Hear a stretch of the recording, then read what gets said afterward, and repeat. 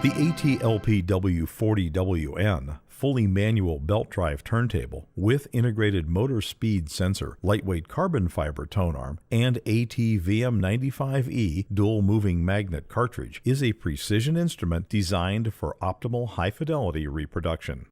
Before you can use your turntable, it needs to be set up. Carefully remove the turntable from the box and make certain that you have all of the parts and accessories. Place the turntable chassis on a firm level surface. The drive belt is pre-installed on the platter. The red ribbon is used to place the belt over the brass motor pulley.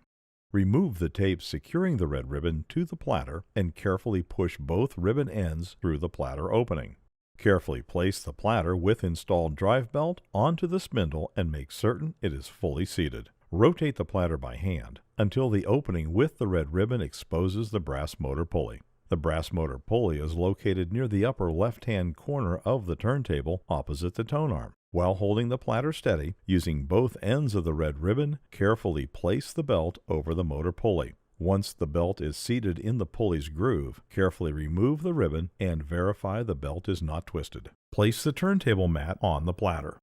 Next, assemble the tone arm. Carefully remove the twist tie and foam used to protect the tone arm during shipment and secure the tone arm to its rest with the locking clamp. Attach the head shell cartridge assembly by inserting it into the socket at the end of the tone arm. While holding the head shell in position, rotate the head shell locking ring counterclockwise. As the ring rotates, it pulls the head shell into its seated position. Tighten carefully. Next, install the counterweight, making certain that the black stylus force gauge dial is oriented toward the front. As you rotate the counterweight, it will thread onto the tone arm. Now we will balance the tone arm, set the tracking force, and adjust the anti-skate for the VM95E cartridge. This important process allows the cartridge to track properly, and failure to do so can cause the stylus to wear prematurely and possibly damage your records. First, set the anti-skate adjustment knob to 0. Carefully remove the stylus protective cover by sliding it straight forward off the front of the cartridge, exposing the stylus. Raise the tone arm lift lever, and while gently holding the head shell to stabilize the tone arm, release the locking clamp. At this point, the tone arm is unbalanced and can easily swing. Be careful not to damage the exposed stylus by dragging the cartridge across the platter mat. Next, while gently holding the head shell, rotate the counterweight until the tone arm is horizontally balanced. It should hover freely, just above the platter, and not touch the platter's surface. Once the tone arm is balanced, without touching the counterweight, carefully move the tone arm over to its rest and secure it to the rest with the locking clamp.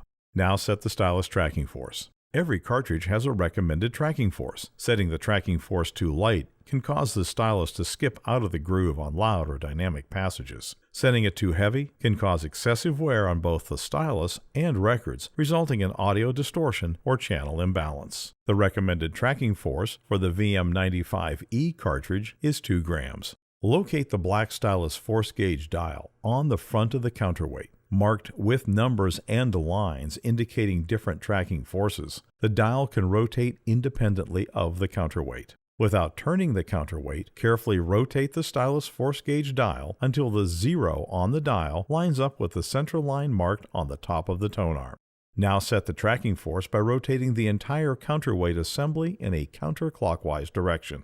As you rotate the counterweight, note the gauge dial rotates with it. Continue turning the counterweight until the 2 value on the gauge dial lines up with the centerline mark on the tone arm. You now have set the tracking force correctly for the VM95E cartridge. If you ever change out the cartridge, remember you must rebalance the tone arm and reset the tracking force to the value required by the new cartridge.